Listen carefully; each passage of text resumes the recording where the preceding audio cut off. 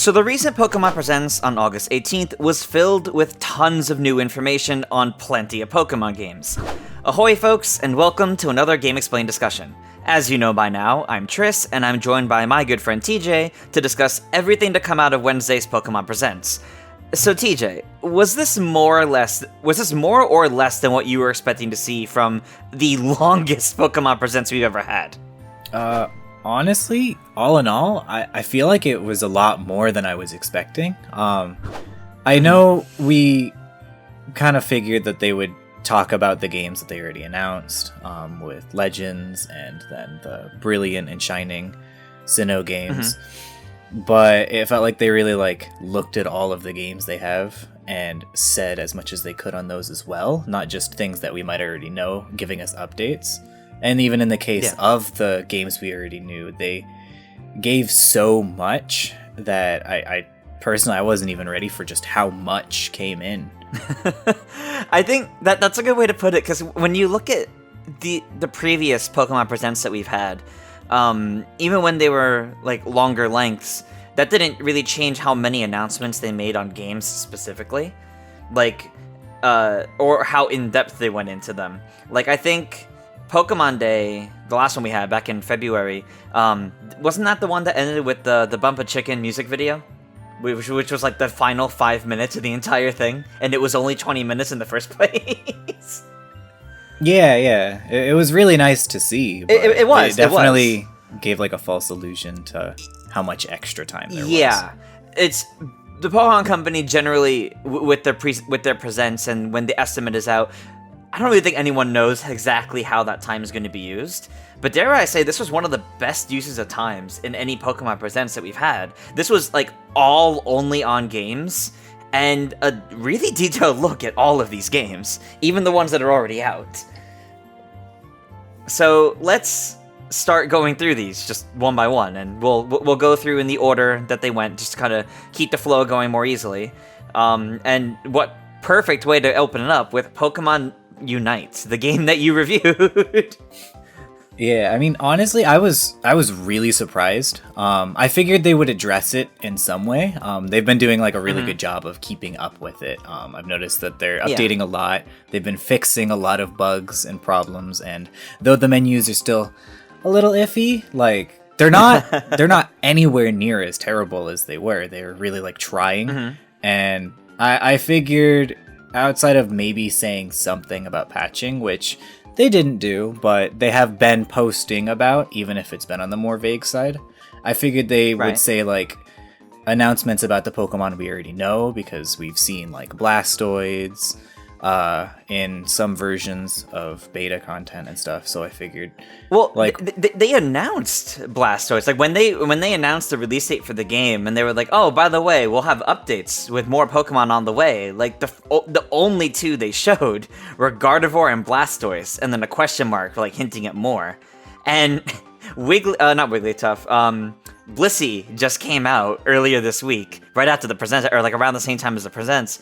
And then in the presents, they announced two more, and we still don't have Blastoise yet. Yeah. I figured we would hear something about that, since we didn't hear anything about Blastoids. I figured it would be more, we'll know when that's happening, as opposed to they already have more Pokemon on the way, right around the corner. Maybe not right around the corner, but we can see them. We can see some gameplay of them, even in the trailer, it shows. And that it's coming. We finally have an evolution to some capacity, so that'll be fun. That is right. We got specifically, it was Mamoswine and Sylveon. Yeah. Which are two very, very different Pokemon from each other. Yeah, I'm happy because both of them look like two of my more favorite archetypes, in MOBAs at least, being tanks, and then Sylveon kind of seems like a control mage, so that'll be super fun if that is actually the case. Yeah, they didn't go over what playstyle they had or the type, right? For them, I don't. No. They did kind of like a small showcase, I guess. They showed a couple abilities. They showed, I'm pretty sure, their Unite moves. They very much look like them and have that effect. Yeah, but they kind of just did a brief. Here's kind of what's going on. Yeah, it's basically a small teaser of the Pokemon, showing them in game, and here they are, and it's nice to see, but it also leaves enough to be desired that when they're ready to show the characters come in, they got stuff to show for them then. Yeah, exactly. I actually, because obviously getting Sylveon makes the most sense. That's like the most popular evolution. But I really liked seeing Mamoswine, as weird as it sounds. And not that Mamoswine's a favorite Pokemon of mine or anything, but it was a good reminder that they're not just picking the fan favorite Pokemon. Like, it's not just Pikachu, Garchomp, Sylveon, and like 3 others that any non-Pokemon fan can name. Like, they are picking from like an entire roster of Pokemon, as long as they aren't already like NPC enemies on the map somewhere. They're really picking from the whole roster of Pokemon, and any Pokemon kind of has a chance. And it's just something about that just feels exciting. Yeah, I definitely agree with that. I do actually really like Mamoswine, so I'm also happy on the extent that like it'll be great to see Mamoswine, but it is really nice like with like Mamoswine and like Crustle and stuff that they're willing to go anywhere they feel like they want to with it. Yeah, exactly. And I mean, there was evidence of that before too, but seeing it in, the updates like this just kind of helps reinforce that, and it's a good feeling. I really do think Unite's going to have some pretty good continued support. But I have to admit, I completely forgot the game was coming to mobile devices until this presentation. So it makes perfect sense why it was there, if not only to do that. That's true, yeah. So the next announcement afterwards was Pokemon Cafe Mix getting the remix, like the whole big special update to it, which... I think Pokemon Cafe Mix originally came out last year, like last summer, like summer 2020 or so. It's been a while. I think I played the game on release day, and that was it. As much as I like the art style, the game just kind of never interested me that much. And I haven't been keeping up with it, so I had no idea that apparently the game was like closing for construction and like completely relaunching as Remix. Yeah, I agree. I played it a bit more. I know I played it like for the first like month and a half, but I haven't touched it, so I had no idea. It'll be cool to see maybe like what they do, and hopefully it achieves kind of what they're going for. It definitely looks like they're making enough changes to kind of bring people back into it. I mean, they highlighted like a big deal was like adding in more Pokemon and adding in customization. Like, it looks like they're trying to flesh it out to add more veracity to it and make it more appealing to even more people. And I think that's probably the best way to go about it. And I mean, it'll probably make me boot it up at least one time again once that's out, because I think the art style is cute. I want to see if the whole revamp to it all makes me interested again. But yeah. Yeah, I think I can agree with you on that. Definitely probably look to play it whenever they throw the revamp out. That's fair. I mean, can't go wrong with more puzzle games. But honestly, every time I see it, it just makes me want another Pokemon Shrose. I really liked that game. It was fun. It was fun. So next up is Pokemon Masters EX, which I have gotten into recently. This game is, the whole point of it was, 2-year anniversary. This game's been out for 2 years, and I haven't had a device capable of playing it, or that I trusted to play it until like 6 months ago. And I kind of forgot about the game completely until marketing started drumming up for this 2-year anniversary. I want to say a good like 2 weeks ago at this point. And that reminded me, like, oh, right, like, I wanted to try getting into this at some point. And usually for games like this, anniversary events are just kind of the best time, because there's lots of free goodies being given away all the time. Mario Kart Tour kind of does that, but like, even any other mobile game that uses a similar kind of format with any sort of gacha system is generally pretty good about that on anniversaries. So I figured that'd be a good time to get in, like try to do something in the game before the anniversary event started. And they're doing a lot for this, it looks like. Like, they had like little quick fire announcements for it here.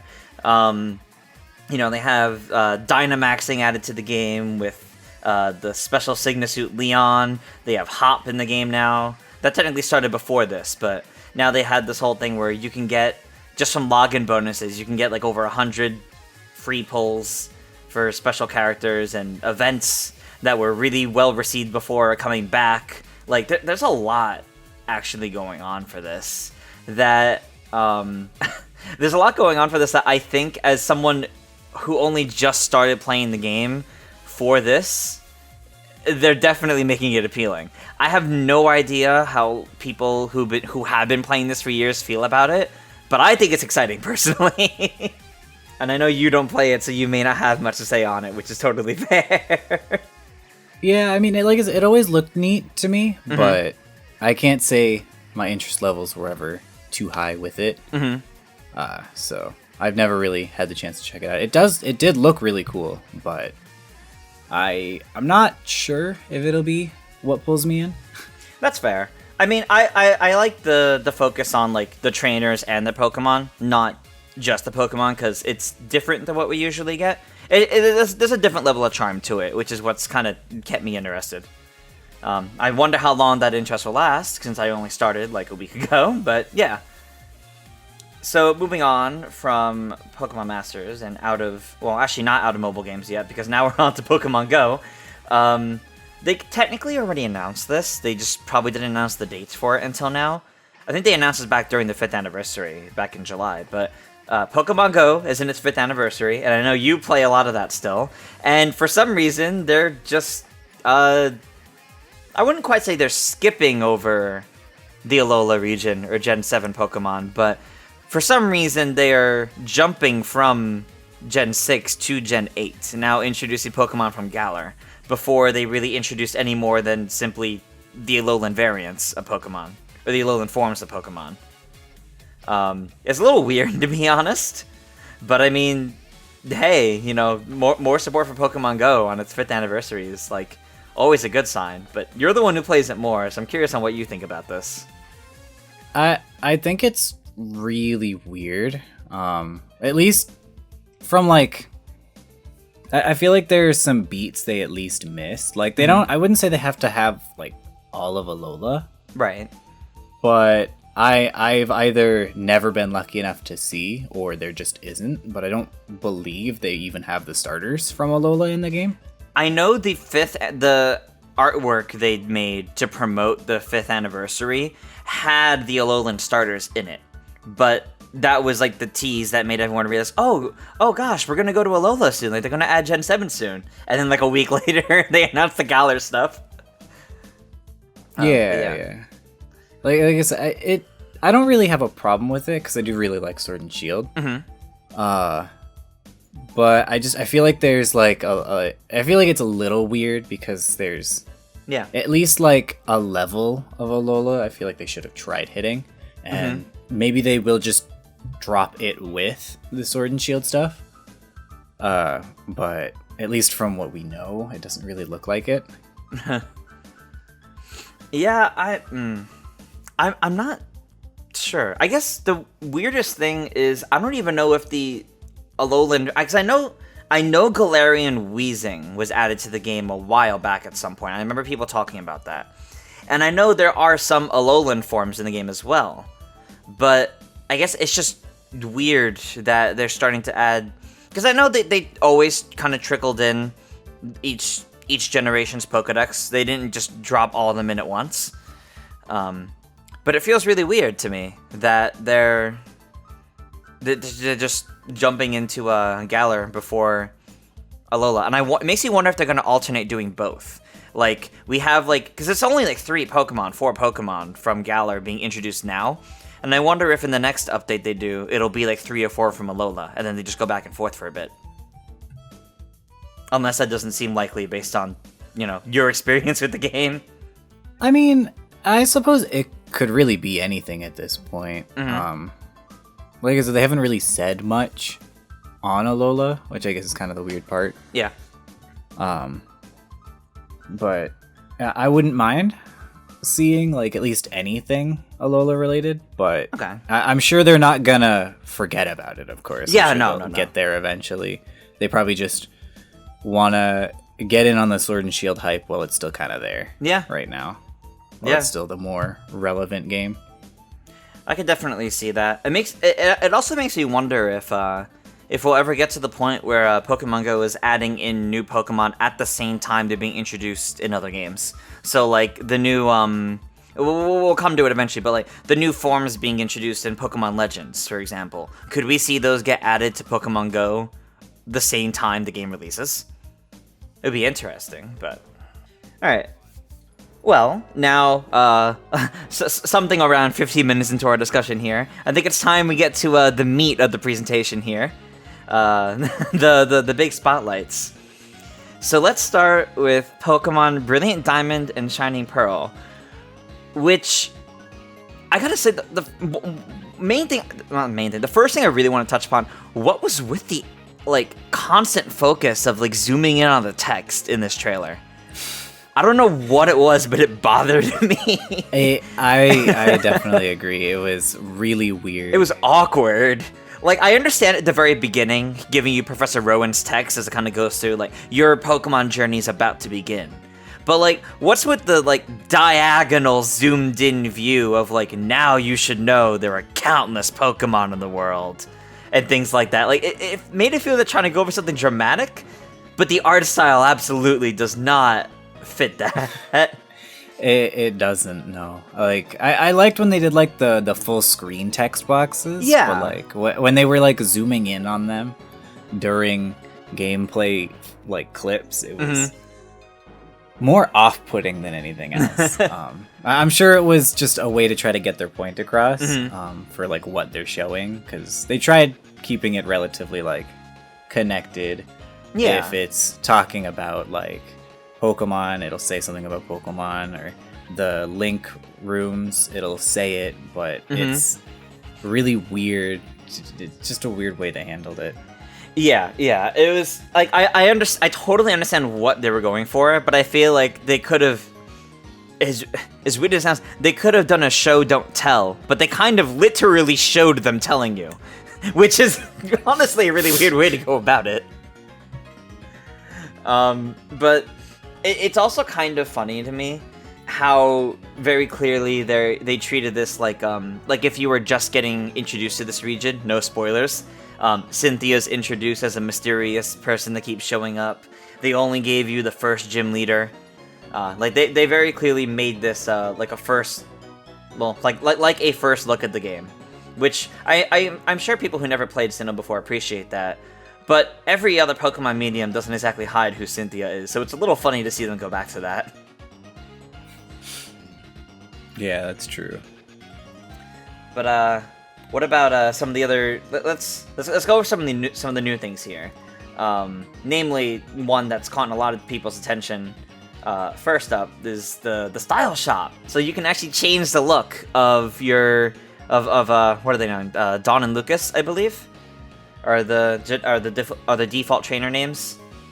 I think. I don't ever remember the males. But I'm pretty sure that sounds right. Well, I love the fact that you can actually customize their looks now, and even beyond that, the trailer didn't show, but the official website did. We had a little video about it. You can change the skin tones too, much like in more recent games, and it makes it really approachable and really nice. Though it does feel a little funny when you have Dawn as like an established character in Pokemon lore for like over 10 years now because of the anime and such, and now you can completely change up her look if you want. That's fair, yeah. I mean, at least the convenient part would be, because I don't think they've ever given you the ability to change like your rival's look, so it'll probably serve more to just fill you as the slot kind of character. But I am really happy like they showed all this customization stuff, because it seems like something they've been trying to not do too much of in their remake games, with how like Gen 3 kept it very your characters again, even after all of the extra and X and Y options. Yeah, all the extra options you were given from X and Y. Yeah, and it's been quite some time since the Omega Ruby and Alpha Sapphire games, so it's nice to see that they're letting us be these characters again instead of playing as specifically Brendan or May, but you can rename them. Like we get to make these characters our own again, and there's a lot of like styles too, which is really nice. Like we saw a hint of a lot of them, a lot of like Pokemon themed ones or like weather themed ones, and It's really nice to see too. I know the original Diamond and Pearl had like the default look for. I'll go with Dawn and Lucas. I'm pretty sure those are the names. And then Platinum gave them like the kind of wintry outfits. But I love that this goes even so far to not only give you just fully customizable outfits, but also it shows in both versions. The chibi small style, and then like the bigger like full version of your character you see like during battles. I don't know, it's really nice to see, and it's nice to see there's a good variety of them. I wonder if, I mean, you only really see it with Dawn specifically, but I wonder if the hairstyle specifically changes based on the whole outfit, or if it's like other Pokemon games, like, well, I'll say specifically like Sword and Shield, that's the most recent one, where you buy like whole pieces of outfits and then put it together yourself. It looks like you buy like a whole set and then you just go with the set, but yeah, it did kind of look that way to me, and I think in the effort of translating it to the chibi style, it might be what they went with. That's true.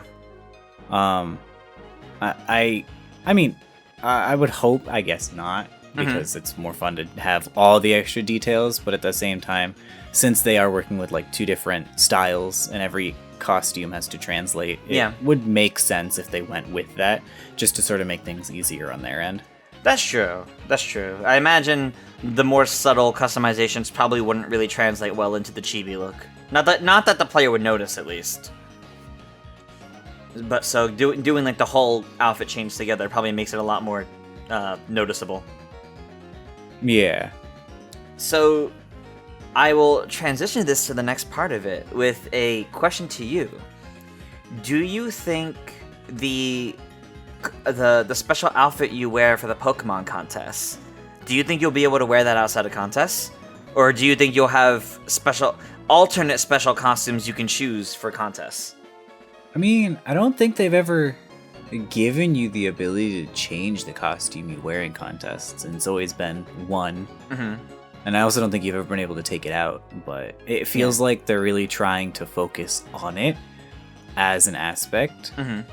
So I'm not sure about changing during the contests, but I wouldn't be surprised if, say, they did something like you beat the contests or beat a certain point, so you got the costume to use outside of it if you want. Oh, I could see that. I could totally see that. And I'd really like to see that at least, because that would be really nice. That would be. Even if it's just kind of like how the cosplay Pikachu always wore the costume whenever. Oh, that's right. That's right. It'd be cool just to, I guess, have that option. Which also, I guess, kind of brings the question of if they're going to bring cosplay Pikachu back. But that is a good question. We'll see on that one. That'd be fun. That would be fun. I forgot to mention, I'm like flipping through the trailer again. I forgot to mention, technically earlier in this, we also saw the return of stickers, where you can like kind of customize the visual effects when your Pokemon comes out of the ball. And I've been seeing a lot of positive reception for that online. I believe that was a big thing back then as well. But I myself never did too much with it, so I wasn't too familiar with like how popular that was until seeing the reception yesterday or the last few days. Yeah. I mean, I did mess around with it a lot. I did play like a lot of Diamond and then also some Platinum as a kid, and I thought it was super fun. It was just like it's just another way to really like customize everything you get to do in game. Yeah.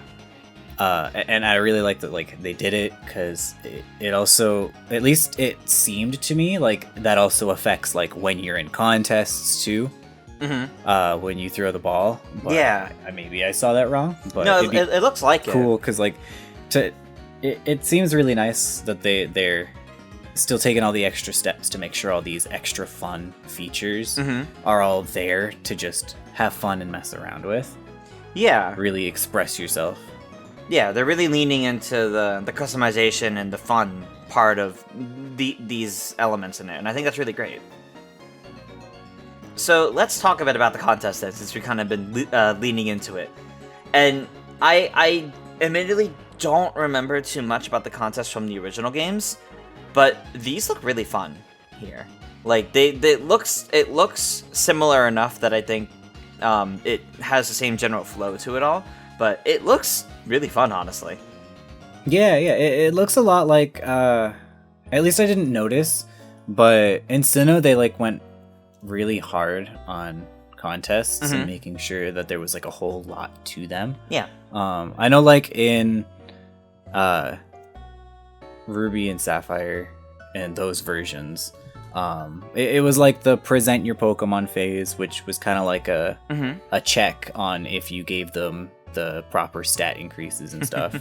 And then the whole like contest battle thing, which was really cool, whereas like Diamond and Pearl added this whole extra. The presentation phase wasn't just did you give them more stats. They had like a whole dress up thing based on a theme that they would pick. They'd have like a dance show thing, like fun mini game, which they show happening. I don't know if it'll work exactly the same, probably not from how it looks, but who's to say? They still very much captured that fun idea. And then, like I said, it doesn't seem to me like they show anything regarding like the contest battle part of it.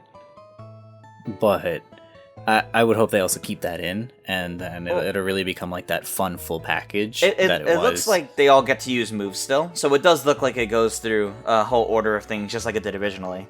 But I definitely think it'll be a fun complete package again. I do wonder how it'll compare to the original ones, but yeah. Sorry to cut you off there, by the way. Oh, no, it's fine. It is really good to see. Like I said, I'm happy to see what they do with it, because it really looks like they're doing what happened back then and really leaning into it instead of just kind of shrugging it off as, oh, well, this was a fun, cute thing, and we'll just ignore it now. And it's nice to see that they're treating it like they did before, of like a possible option. Since they even they focused on it so hard in the anime as well. Yeah. It was kind of like a side selling point, and they dropped off of it as time went, but it's nice to see that they're at least not doing that for this game. Yeah, no, I think that makes sense. It's nice to see they're giving it the spotlight it deserves. This does make me wonder, and I don't think so. I think they would have shown it. But do you think you could do online contests with like friends? A part of me wants to say you could in Diamond and Pearl. I don't fully remember, because I know the systems were really awkward on doing online with DS stuff. So I just never did. But I know you could do like a local version. Okay. So I would figure that they would also probably do something online wise. Oh, that'd be great. That should be a lot of fun. I actually didn't know that, so getting to do getting to do these little contests with friends should be great. Speaking of online with friends, we finally had a really good look at the Underground, and they are really changing up the Underground, as they called it in the trailer, Sinnoh's Grand Underground. Because now you're not just getting fossils and more and making a little den. Now you have like whole environmental areas, and you can explore it with friends. There's a lot going on here, and it even has exclusive Pokemon they mentioned too.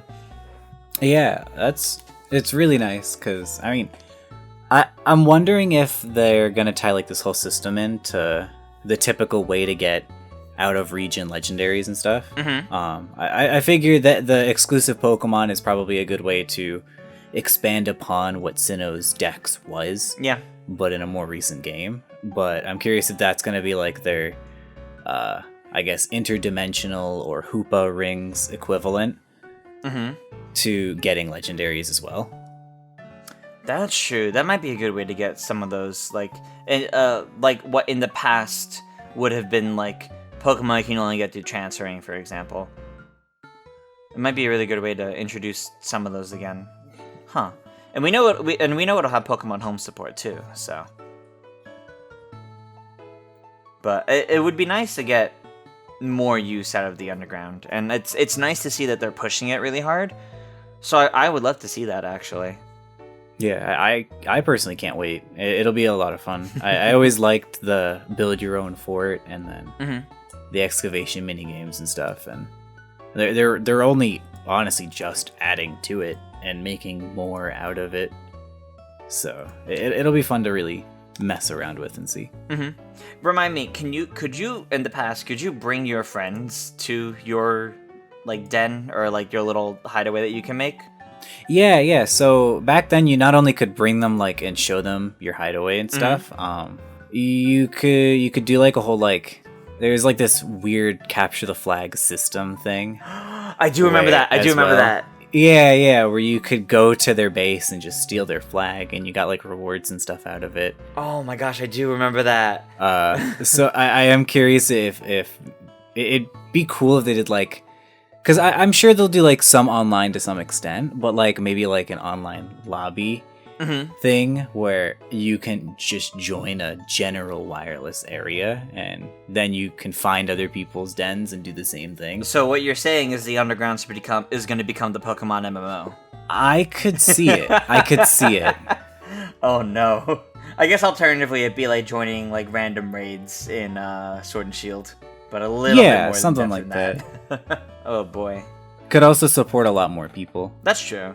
Because you could support a bunch of people, and like when you connect to people's lobbies, it kind of reloads the underground zone, so that way wherever it is they have their hideouts, it spawns in then basically. Yeah, exactly. Oh man, no, that sounds great. Now I'm just getting really excited for the multiplayer in this. Yeah. But speaking of connecting to other people, I also really liked the link rooms. Oh yeah, the union rooms. Yeah, the union rooms. That's what it was called. It'll be really cool to just. I don't know if like you can just join like or you make like a private union room with friends and stuff, but it'd be really cool to just have that everybody hops in. Maybe you can spectate the matches happening.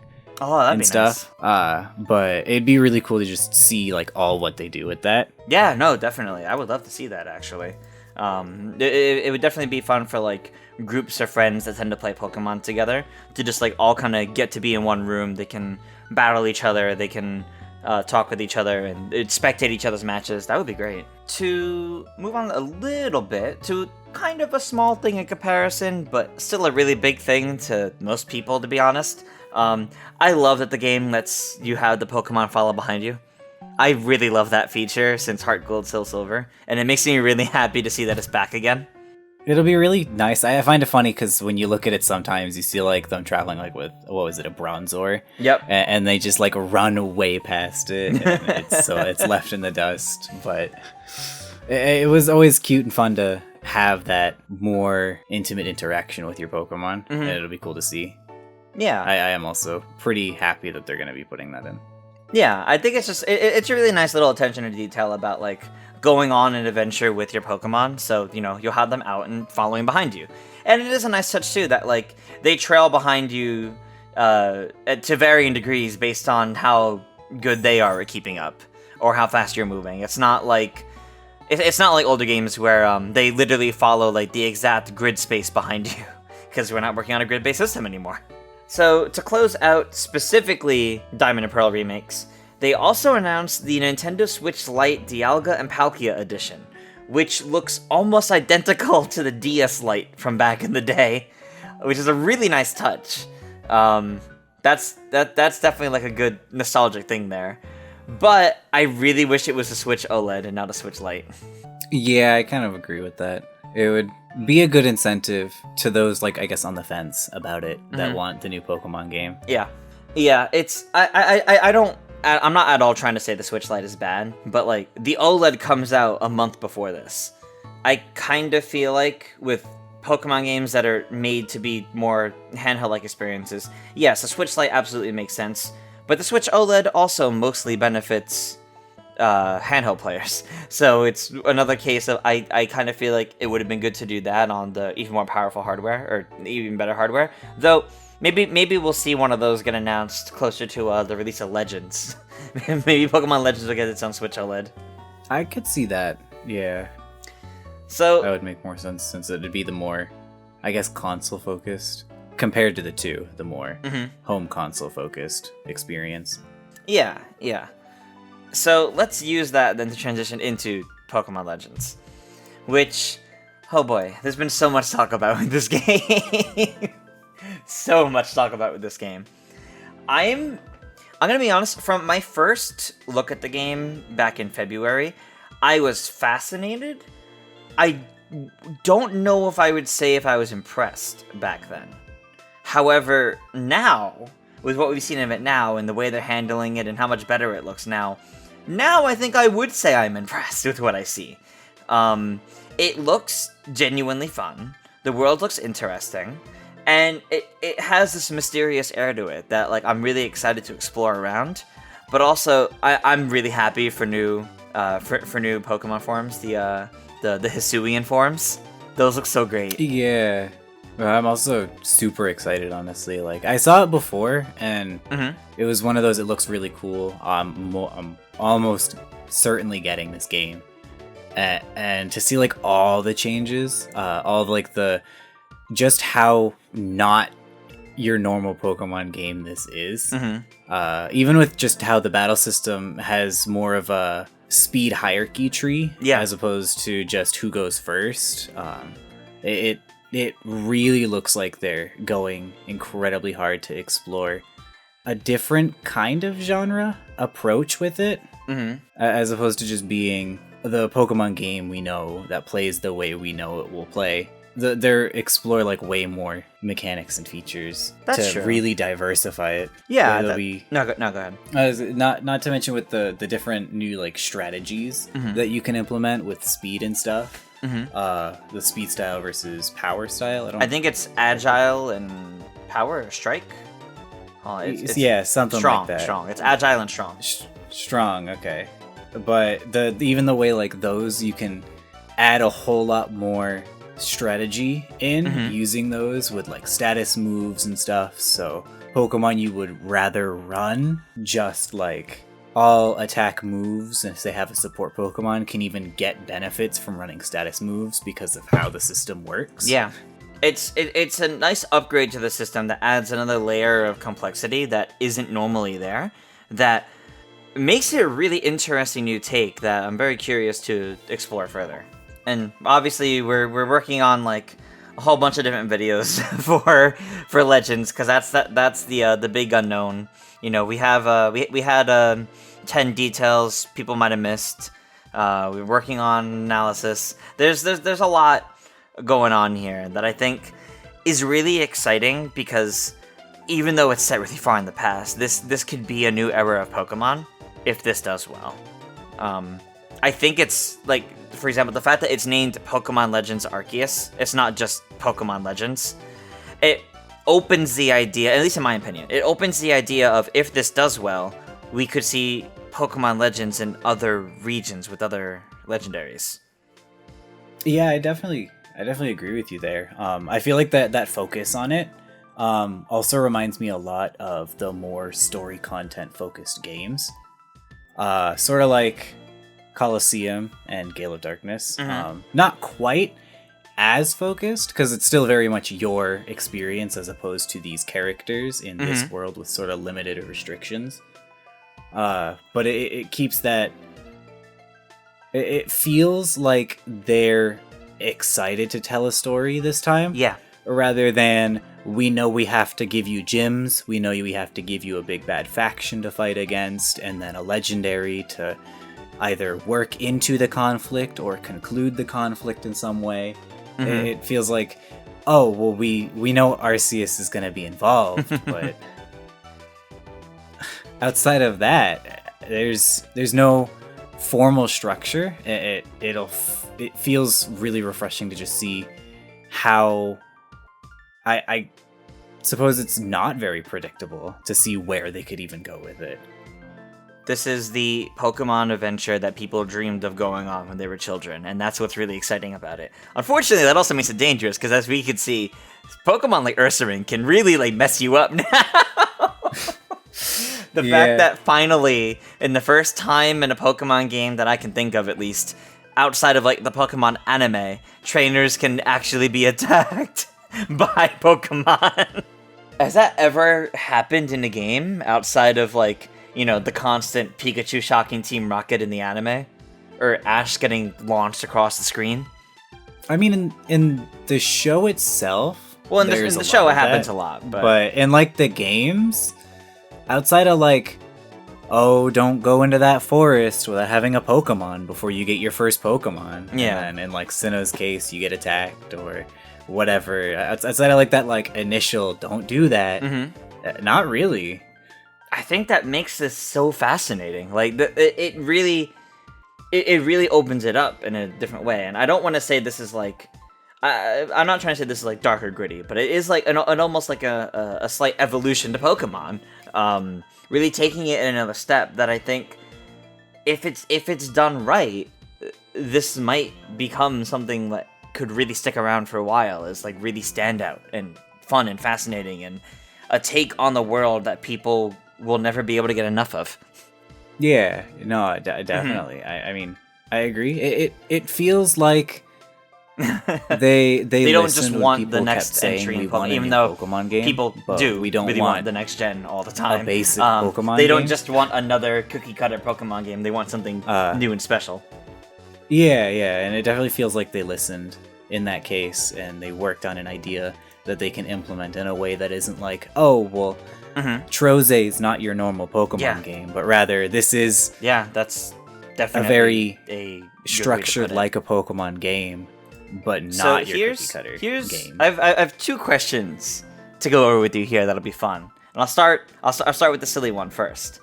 Of the 4 new Pokemon we saw, the 2 Hisuian forms and 2 Hisuian new evolutions, which one do you like best? Which one stands out to you the most? That's really tough. I want to say the Growlithe just because it looks so cute and fluffy. Okay. But honestly, for me, it might actually be the Braviary. I know I'm really excited for, what was it? What was the fish one they announced? Bascule Legion, the one that's possessed by its comrades. The Bascule Legion also looks absolutely metal. It's so cool. But honestly, it really is, for me, I think it's between those two. Well, you listed 3 specifically. So which 2? The Braviary and the Bascule Legion. Okay. As much as you want to say the Growlithe, it's the other 2. Yeah. Because at the end of the day, I mean, I'm sure Growl or Arcanine will be like way more extra, maybe a different typing. Maybe this has a different typing off the bat, but yeah, the typings were actually revealed. We did in a little video. We have the Growlithe is fire and rock. The let me pull them up really quick from the website so I can actually say it right here. We have Hisuian Growlithe, which is fire and rock type. We have Hisuian Braviary, which is psychic first, then flying. We have Wyrdeer, which is normal, then psychic. And then Bascule Legion, which is water, then ghost. Ooh, that's really cool, actually. Water ghost types are always super fun. I have to completely agree there, yeah. The typings are definitely really interesting, too, because it doesn't take away from any of the original ones, which is good, but it really expands upon them in new ways. I'm always really excited for regional forms. That happens in nature. So, like, it makes the idea of Pokemon feel more realistic, and that makes it just feel nicer, honestly. So I get really excited for regional variants of Pokemon to exist. Yeah, I definitely agree with that. So my second question, which is probably a bit more difficult to answer. Of everything they showed off here in this rather long showcase of Pokemon Legends Arceus here, tons of new features, you know, like being able to craft, being able to fly, ride Pokemon in certain ways. Of everything they showed off, what's your favorite part of it, or what stands out to you as the most interesting, that excites you the most? The world, the people, the mechanics, specific mechanics? I want to say the world, honestly, because, I mean, outside of the fact that the main focus of the game is you're researching, so you want to explore the world. They're kind of already, like, incentivizing that in the mentality regarding it. A lot of what they've shown of the areas already looks really cool, and not even to mention that the terrain, they showed the Pokemon doing other things to shuttle you around, so I'm hoping it's a lot more than just, like, say, that replacement for HMs. and that there's like a whole way to really explore the world. Since they already have like the need to possibly be stealthy in some situations, maybe that can like come into play. You can't just fight everything there kind of situation. You actually have to like sneak or get around your environment in more creative ways. So what you're saying is we're going to be coming across Pokemon's version of the Xenoblaze level 81 Territorial Rotbard or whatever it was called. By as soon as you go off the beaten path, you're going to run into like a level 60 Lucario that's just going to chase you down.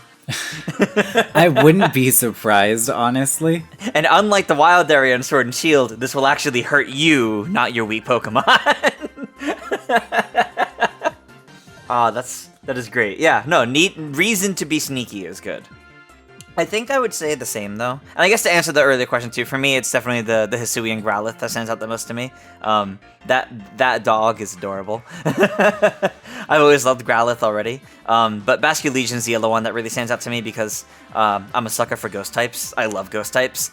And I as you mentioned, it's metal. Like, it's really sick. The entire purpose behind Basculegion, that's pretty cool. But in terms of what interests me most about the world, I think, or about the game in general too, I am actually very interested in the story and lore, which ties into the world, but also like its people. This is the Sinnoh region from before it was called the Sinnoh region. I mean, we have characters that are clearly ancestors to existing characters in Pokemon. This seems to be the origins of the organization that eventually becomes Team Galactic. Like, this is really interesting to me, and I really want to see what they do with this. But, of course, I'm also excited to see what other Hisuian forms of Pokemon we get. Alrighty, well, do you have a... You know what, now that we talked about everything from the presentation, how are you feeling on this presentation? How would you rate it? Not to give, like, a super, like, hard rating, but, like... out of 10, with 10 being the best one ever, how would you say this Pokemon Presents was for you? I mean, as far as Pokemon Presents usually go, I would probably say a 10. Okay. Because I think compared to all of their previous ones, it was amazing. All right. They really hit everything. They, like I said, I was always on the fence when looking at like the Diamond and Pearl games, and I feel like they really did like a good job of showcasing how much they care and how much they really want to give you that experience you want from a remake game. So like I'm actually like excited to play it now, as opposed to before where I was like, it's there. If I get around to it, I get around to it. But now like I really want to play it. They've been doing that with like a lot of the things. But like I guess more on like a general just announcement thing, I'd probably give it like a 9-ish. Because there are definitely things that have done better, but I suppose a part of that might also be how I went into it, my expectations going into it. But I'm still very impressed with everything that was shown. Yeah, I think that's fair. So basically, in terms of like your hype levels, it was a 10 out of 10. But in terms of like the actual announcements, maybe more like a 9 out of 10. Yeah. Yeah, I think that's a perfect way to go about it, actually. I'm like right around there. I think overall for me, it's a complete 9 out of 10. Like hype level, but it definitely got me really hyped. So I put that at 9 out of 10. But also like the quality of it all, I do think this was the best Pokemon Presents that we've had ever out of all of them. The pacing, the way it was handled, I think it was really good, and we got a really good focus on what they needed to focus on. But literally the only thing that bothers me about it is the audio balancing throughout the show is a mess.